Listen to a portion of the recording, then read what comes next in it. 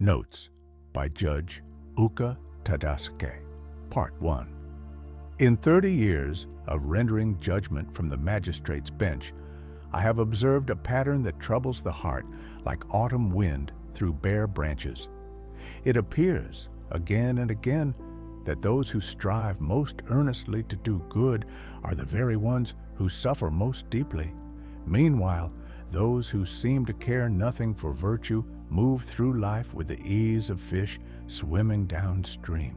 Just yesterday, a case came before me. A rice merchant known throughout Edo for his honest measures and charitable heart had lost everything. His warehouse burned while he was away caring for a sick neighbor. His family now sleeps under borrowed quilts, while across the district, a loan shark who has ruined countless families builds yet another storehouse for his growing wealth. The merchant wept before my bench, not for his losses, but for his shaken faith. "Honorable Judge," he said, "I have followed the way of righteousness all my life.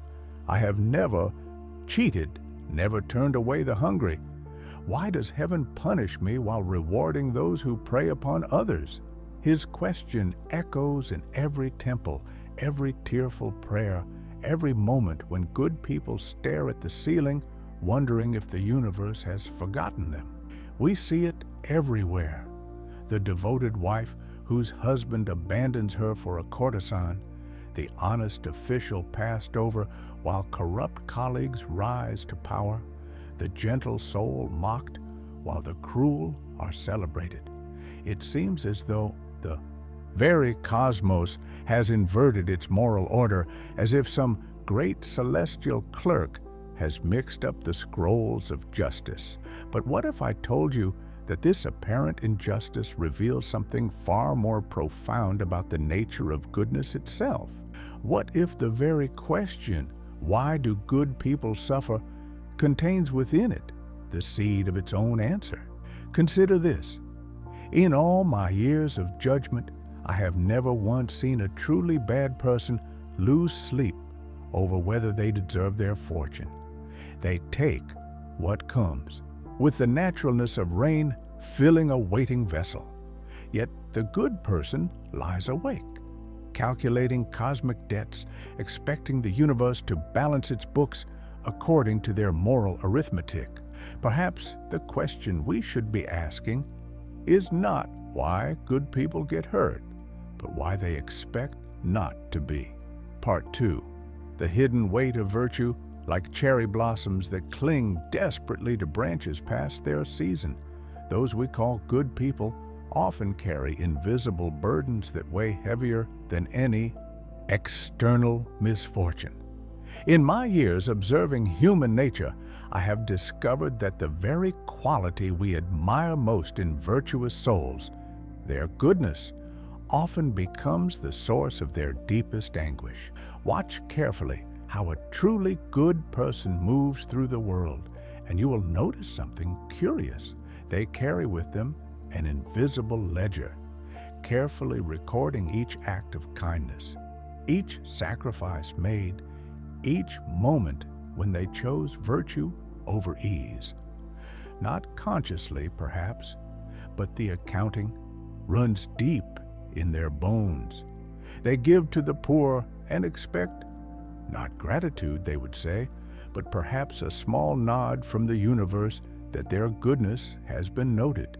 They lie awake at night, not only from worry about others, but from the exhausting weight of believing themselves responsible for fixing what is broken in this floating world. The good person sees suffering and thinks, "I must do something," while the bad person sees the same suffering and thinks, "Such is life." Which one sleeps peacefully? The virtuous soul mistakes their sensitivity for spiritual advancement. They feel the pain of others so keenly that they believe this shared suffering is proof of their elevated nature. Meanwhile, the wicked have long ago developed what they might call callousness, but which is actually a kind of practical wisdom. the recognition that one cannot drink the ocean of the world's tears. Here lies the cruel irony. The bad person has already solved a riddle that torments the good. They have accepted that life distributes its gifts and sorrows with the randomness of cherry petals falling in wind. They do not expect fairness because they have never believed in it. Like water finding its natural level, they flow around obstacles rather than exhausting themselves believing obstacles should not exist. But the good person carries a secret contract with existence itself, written in invisible ink across their heart. If I am kind, the world will be kind to me. If I sacrifice, I will be rewarded. If I follow the way of righteousness, righteousness will follow me. When life inevitably breaks this contract, the good person does not blame life. They blame themselves for not being good enough. Part the third, the lightning strike of recognition. I remember the precise moment this truth struck me, like lightning illuminating a midnight garden, revealing shapes that had been hidden in familiar darkness. I was observing a case that would haunt me for years. A Buddhist monk of impeccable reputation who had discovered his temple's gold had been stolen by his most trusted disciple. The monk sat before me, trembling not with anger, but with a rage so pure it seemed to crack the very air. "How could this happen?" he demanded. "I devoted my life to compassion. I fed the hungry. I comforted the dying. How could heaven allow this betrayal?" His fury was terrible because it was righteous, the fury of someone whose entire understanding of cosmic order had collapsed. In the corner sat the thieving disciple, calm as still water. When I asked if he felt any remorse, he shrugged with the simplicity of mountains. "Life is short, master. The gold was there. I was hungry for more than rice. These things happen." He seemed almost peaceful, certainly more at ease than his devastated teacher. That night, as I walked through the temple gardens under stars that offered no answers, I saw with sudden clarity what I had been witnessing all these years. The monk's suffering came not from the theft itself, but from his absolute conviction that his goodness should have protected him from such betrayal. The disciple's peace came not from lack of conscience, but from his acceptance that people take what they can get, and moral accounting is a game played only by those who believe the universe keeps score. The recognition was both liberating and devastating. I realized that most of what we call goodness is actually a performance, not for others, but for some cosmic audience we imagine is watching, taking notes, preparing rewards for virtue. The truly good person I saw acts from their nature without expectation of return, like a spring giving water, not because springs should be generous, but because that is simply what springs do. But how few such people exist. Most of us who call ourselves good are actually negotiating with existence, offering our virtue in exchange for protection from life's random cruelties. When that protection fails to arrive, we experience not just disappointment, but a crisis of meaning itself. This understanding brought a strange loneliness. Once you see that even saints can be secret merchants, trading kindness for cosmic favor, you stand apart from both the openly selfish and the secretly selfish. You cannot return to the innocent belief that goodness guarantees happiness, yet you cannot embrace the cynicism that rejects goodness altogether. And so begins the most difficult journey of all, learning to be good without the consolation of being good, without the secret pride that whispers, "See how virtuous I am." Surely I deserve better than this. Part 4. The Way Beyond Reward and Punishment. True virtue, I have come to understand, moves through the world like moonlight on water, illuminating everything it touches, yet leaving no trace of effort or expectation. It operates beyond the marketplace of cosmic justice entirely. In all my years, I have encountered perhaps 3 or 4 souls who embodied this authentic goodness. One was an old woman who swept the temple steps each dawn, not because it was her duty, but with the same naturalness that makes plum blossoms open toward spring light. When I asked her why she performed this task without payment or recognition, she looked at me with genuine puzzlement. "Honored Judge," she said, "the steps were dirty. Now they are clean. What other reason could there be?" She never spoke of karma or merit or divine reward.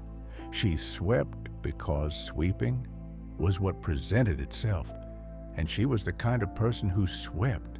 When her grandson died in an accident, she grieved fully, but without the bitter questioning that torments those who believe goodness should purchase protection from sorrow.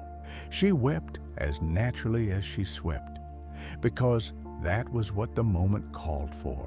Such people appear to get hurt, less not because the universe treats them with special favor, but because they have stopped keeping accounts with existence. Pain still visits them. The body ages, loved ones die, hopes crumble like autumn leaves.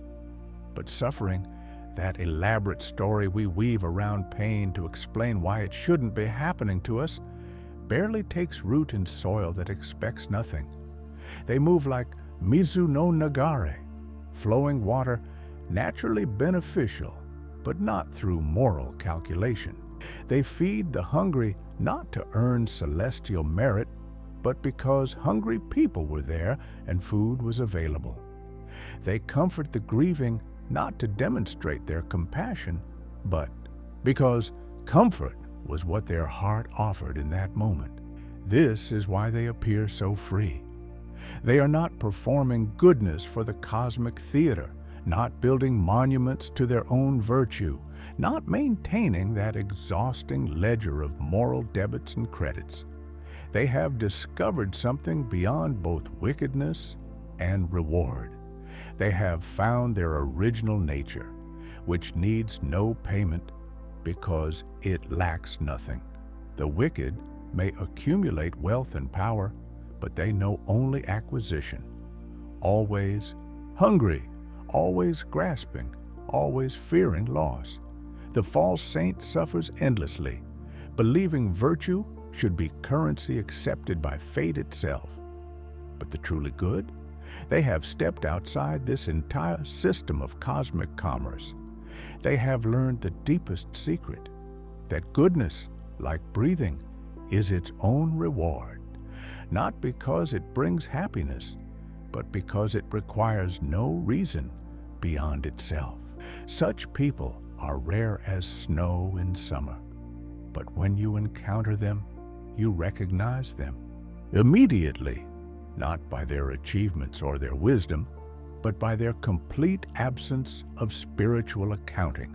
They carry no scales for weighing cosmic justice, keep no records of their charitable deeds, harbor no secret expectations of divine recompense, and in that freedom from the burden of deserving better, they have found something infinitely more precious than a happiness. They have found peace with what is. This is the final teaching hidden within our original question. Good people get hurt, not because the universe is cruel, but because they have not yet learned to be good without wanting something in return, even if that something is as subtle as the belief that their goodness makes them special, deserving, protected. When that last attachment falls away, what remains is not the absence of caring, but caring without keeping score. And in that scoreless caring lies a freedom that neither the wicked with their grasping nor the falsely virtuous with their secret contracts can ever know.